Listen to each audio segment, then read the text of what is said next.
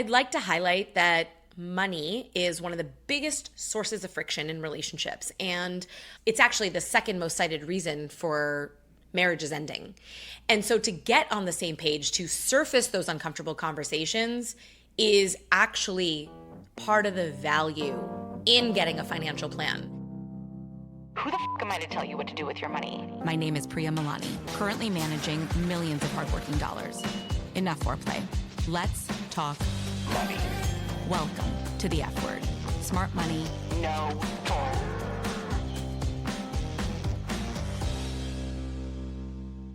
Hey guys, welcome back to the F word, where we talk about money without the guilt.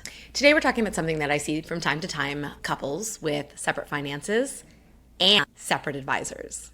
Now, it might seem like keeping things separate is safer, smarter, maybe just even simpler, but spoiler alert, it's not. In fact, if you and your partner are serious about your future together, having separate finances, separate advisors can actually hold you back. All right, let's get into it. So let's start with the problem with having separate financial advisors. And I feel this so dear to my heart. It is so important that when you're in a serious relationship, you guys pick one person to work with that helps you plan your financial life together. Think about it this way. You're building a life together. Each of you having your own financial advisor, no good. You're planning your life together, but keeping your money apart. Your money is a tool that helps you accomplish the things that you want to do in your life. And if you've got a tool set over here and they have a tool set over here, it's going to be really hard to bring those tool sets together and use them in the most efficient way. One of the biggest problems with having different financial advisors, it can lead to conflicting advice. And by getting conflicting advice, it just muddies the conversation and actually leads to confusion in how you should accomplish your goals. Conflicting goals, conflicting advice. Because at the end of the day, you and your partner might have great communication together, but when you're talking to other people and conveying the goals that you have for yourself and for your unified team, you might be saying something similar, but not exactly the same. And if you're not saying the exact same thing to two different people, you're going to end up with two different strategies. And those strategies might both be great strategies on their own, but when you bring them together, it can create a lot more questions and confusion about how best to move forward. Let's say one financial advisor suggests that you guys should pay down your mortgage faster, and the other one says like, no, let's leverage that low interest rate. They might both have very good reasons for their advice, but without understanding everything else going on in your situation, that strategy could actually lead you guys to a standstill. And all of a sudden you're like, wait, no, mine said to do this. And you're like, well, mine said to do this. And you don't know how best to move forward. It's also very relatable because that's something that we've seen happen when couples come to us and somebody's got a guy and the other person maybe doesn't. Almost always when one person is working with somebody and the other person isn't, or is working with a different person, you'll move a lot more slowly than you would if you guys were working together with one financial advisor. I think it's a good reminder to also mention that you're optimizing, because I think a lot of people think we want to figure out how best to optimize for the future and for today. So I think it's important to mention that when you're optimizing for your future together. But when you're working in a silo with one financial advisor, that person is just optimizing for you, your life, your income, your goals. And if you're working to build a life with somebody, you want to be thinking about it from a more holistic perspective. I know that's an overused term, but like you really do need someone who's looking at everything going on in your situation, pulling all of those pieces together. Like maybe your significant other has a really awesome 401k match, and maybe you have really great benefits through your employer. Well, like, okay, well, how do we take all these different pieces, all these things that you guys have available to you, and which ones do we pull together to create a unified plan? If you're working with two different financial advisors, they're never going to be able to holistically look at your and your partner's resources that are available and then pull them together for the most cohesive strategy. And even if they do, philosophically, your financial advisors may not be aligned. And so if your partner is working with a financial advisor that has a very specific investment philosophy, and then you're working with somebody who has a different investment philosophy, that conflict can create ripple effects for how that impacts your ability to get on track for your goals. Not to mention the conversation, the confusion, the disalignment in the way that you guys are working towards your mid and long-term goals. Eventually that will become a source of tension. or worse, resentment. Okay, so let's talk about the case for having one financial advisor that both of you are working with, that you both know, like, and trust. You've selected this individual together. Why is that so important? Well, one advisor means one plan for your actual life. A single advisor sees your entire picture, your goals, your income, your debt situation, even your money mindsets, and is able to really solve for how to build a really customized, personalized strategy for you guys based on all the various pieces in your financial life. So much of what we're doing is just understanding the quirks of the people that we're working with and helping to prevent them from being their own worst enemy, because they don't even recognize that they have these quirks or mindsets or money myths or limiting beliefs. So one financial advisor understanding both of you inside and out is so key to your success.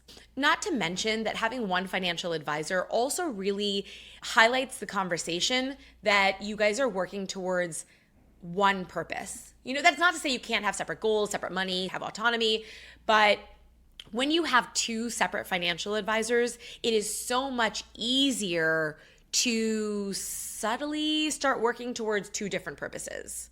You don't want to be tugging in different directions. You want to be rowing in the same direction, right?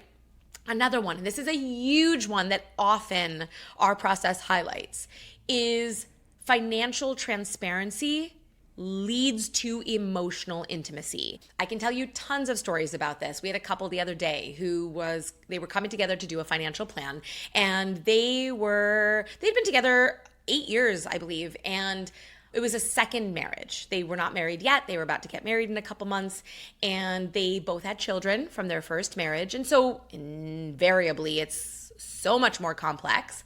Speaking to us in the very first meeting already highlighted so many issues that wouldn't have been highlighted if they both went to independent people to work and develop strategies for their unique lanes.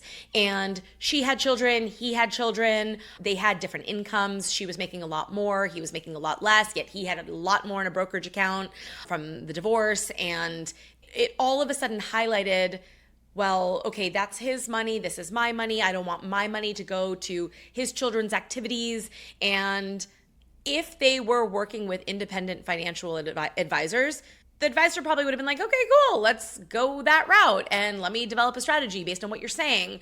But actually what we were able to do was highlight some of these, I'm going to call them issues or tensions, that it's almost as if they came to us to have an intermediary, have a third party help to moderate the discussion around, because without surfacing those tensions, it is so much harder to decide how to get aligned and what you want to be aligned on and where you're not aligned. Are you okay not being aligned there, or do you want to get aligned? And then that ultimately leads to a much more foolproof financial plan. The hardest conversations with building a financial plan are the emotional ones. And when you're working with two different financial advisors, the emotional conversations, they kind of get buried because you're not facing the conflict head on. I'd like to highlight that money is one of the biggest sources of friction in relationships. And it's actually the second most cited reason for marriages ending. And so to get on the same page, to surface those uncomfortable conversations is actually part of the value in getting a financial plan. And if you're working with two different advisors and you're developing two different plans, you will not surface those things that need to be discussed. I'm not proud of it, but we've actually had people break up because of our process. But ultimately, they were breaking up because what the process highlighted was that they were not aligned on their values, their priorities, and the direction that they both felt they were headed. And again, I'm not proud of it, but if a financial planning process actually helps you guys decide, oh, we do not share values, I don't think that's such a bad thing to know sooner rather than later. At the end of the day, a good financial advisor should take the financial planning process and definitely dissipate the confrontation and support and encourage collaboration. And that is so much easier to do when you're working with one person that you know, like, and trust. Okay, so what do we see at Stash Wealth? And I'm just going to start by saying that we have fired clients who don't want to get their financial shit together because it doesn't work in the long run. And we're so hell-bent on making sure that our process works for you, that if you're not willing to participate in it and make it a collaborative experience, then ultimately it's either something going on with you and your relationship or something going on with you and us. And that just doesn't work in the long run. So sometimes couples come to us and one person has a guy, and usually it's like their parents set them up with this person that maybe their parents use. And the advice is not tailored to their real life now. But this person is familiar to them, so they kind of just go through with it anyway. Well, usually when you get into a serious relationship, it's really important for your partner to also like and trust this person that you're working with. And if they don't, it is way more important for you to find a new one that works for your partnership, the person that you're building a life with, than to say, oh, well, my parents use this guy, so we're going to use this guy. Even if that means that you get, I know a lot of times people will say, well, like, oh, we're like preferred. We get the friends and family rate and our accounts are all householded with my parents, so we get a discount. Like that discount is not beneficial to you if your partner does not also like and trust this person and feel comfortable taking advice from them. It is so much more important and so much more valuable and so much more signal of your success for you guys to go find someone that you both trust together and are aligned with philosophically. Because a lot of our parents' financial advisors have methodologies and frameworks that come from a different time and a different era. And it worked for that time and that place, but it does not necessarily work for us and our lifestyle and the way we think about the flexibility that we want and the goals that we're trying to accomplish.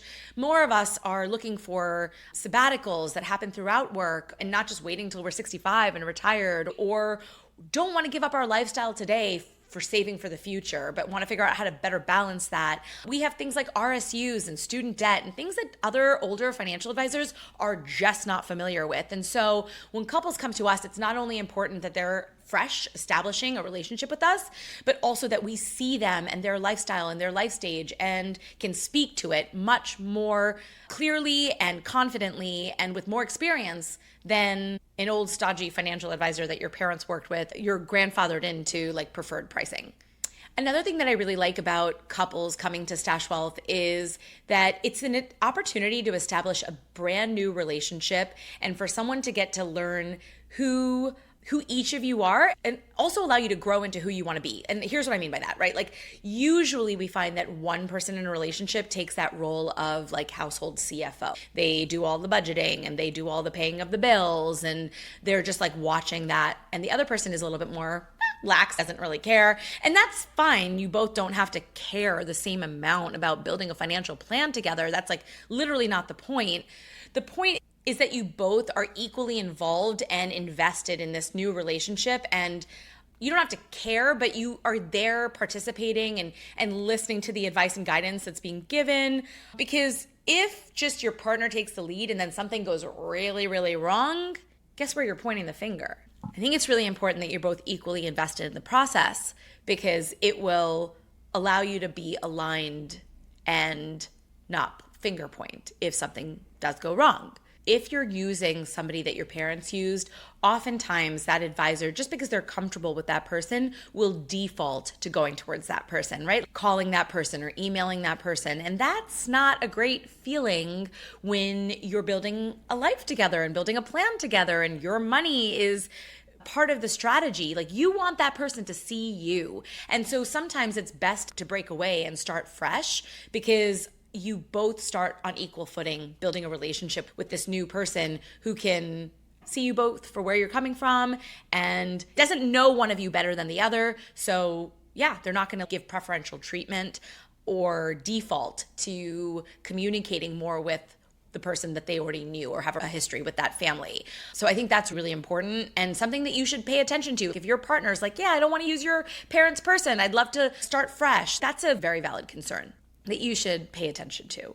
Now, one thing I want to say is that when you get a financial plan together, when you're working with one financial advisor, whether it's Stash Wealth or wherever, it's really important that you don't think that working with one advisor means that you have to merge all your accounts. You can still have autonomy, you can still have control. Again, we want to tackle limiting beliefs and why you're not merging things together. That couple that I was talking about earlier, it was more about a discomfort with trust and honesty and transparency. And there was a lot of fear around what would happen if our first marriage didn't work out. What if this didn't work out? How would we separate things? But those are the exact kind of conversations you need to have as part of the financial plan building process. Like a good financial plan tackles all of that, alleviates the fears, and allows you guys to move forward with confidence. Maybe it doesn't plan for every single situation, but you will certainly feel comfortable and trust the process. You should trust the person you're working with. You should trust the person that you're planning with, and you should definitely trust the plan that's being built. If you don't, those conversations need to be had now. You probably also need a prenup, which is another podcast episode. But a prenup is super, super important because I'll just touch on this really quickly because it's a common misconception. People often think that, oh, okay, well, whether or not we're using one or two financial advisors, as long as I keep my money separate, that's still my money. Nope. Once you're legally married, in most states, that is now joint property. That is marital property. Whether or not it's in a separate account, that still falls under the umbrella of your household. So just because you keep it in a separate account doesn't mean it's your money. Now, that's not an argument for merging everything. There are many different ways that you can go about this. What you want to do, and what we very highly encourage, is that you merge the majority of your paycheck or your paychecks. And the reason why is because you need sort of a headquarters for your financial life to see where all the money coming in should go to one spot, and then all the money flows out of this one headquarters for your financial life, which allows you to, besides not nickel and dime each other, is that as your incomes go up, it allows you to understand what kind of lifestyle you can actually afford. So when you have a good plan and everything is automated, as your income goes up or you get a bonus or a tax refund, it's so much clearer as to what money is really yours to blow guilt-free. So yes, you can have some money to the side. That's your judgment-free zone. You can spend it on whatever you want. We call it a side stash, and we encourage every couple to, each person should have a side stash. But then we also really highly encourage that all of your money goes into a joint checking account. All of this to say that just when you're working with one or two advisors, don't just work with one advisor because you think that will allow you to keep your money separate, and separate means safe and yours. And no, that's not how it works. Okay, mindset shift. Also very important, and I've touched on it already, that when you work with a financial advisor, it's because you guys are wanting to think and work as a team. Find all the opportunities for you guys to be smarter with your money. Take a look at what everyone's bringing to the table holistically, and then make a plan with all of your resources in one picture, right? Like your life is intertwined. A lot of your goals are shared. Your money decisions should also be unified. If you're sharing your financial goals, you should be sharing your financial decisions. The mindset shift here is that it's not about losing independence. It's about gaining trust, finding alignment in your values and priorities, and all the optimizations that you guys can tackle when you're looking at everything together. So before you move forward, deciding one advisor, two advisors, if you guys can plan separately, plan together, here are some questions that you can ask yourselves. The first is, are we clear on our shared goals? The next is, do we know what each other wants to put into their financial plan? That'd be weird, right? If you were in a relationship with someone and they're like putting a beach house and you're like, oh no. I mean, there's just so many conversations about the life you're designing for yourselves. There's so many conversations that surface as part of the financial planning process. And in fact, a missed opportunity in not planning together is that you miss the chance to have conversations about the life you're designing. And so you have one picture and they have a different picture, and those pictures may or may not align. Maybe they align a little bit, but it's so much harder to know that when you're not having those conversations together. Here's a sticky one. Are we optimizing for a future together or separate futures side by side? And finally, if one of us disappeared tomorrow, would the other person be able to step in and know exactly what to do? There's nothing more terrifying than living a life with someone for 10, 20, 30 years, and then they're not here anymore, and you feel like you have no clue what's going on with their financial life and how it might impact you, because it does impact you. If you haven't been having these conversations alongside each other all the way through, you will feel in the dark. Forget feel, you will be in the dark. So no secret, I highly advocate for couples to think and work towards their money goals as a team. And that is so much more easy to do when you're working with one financial advisor. So anyway, I hope I've made the point, but at the very least, if this episode has sparked a conversation between you and your partner, good. That's exactly what I was hoping to do. And if you're both working with different financial advisors, getting different messages, maybe it's time to rethink that strategy. It might be time to unify your financial life. And if you've got questions or want help building a plan that reflects the both of you, you know where to find us. All right, thanks for listening to The F Word. Don't forget to follow, share, like, all the things, and maybe even share this episode with the person that you might be sharing a beachside or mountainside home with someday, your future. All right, see you next time.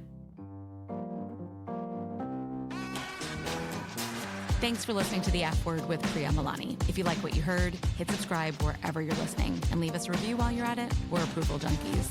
Don't forget, you can find a ton of great resources, content, courses, and other freebies at stashwealth.com. Now, for the capital S stuff our lawyers want us to say.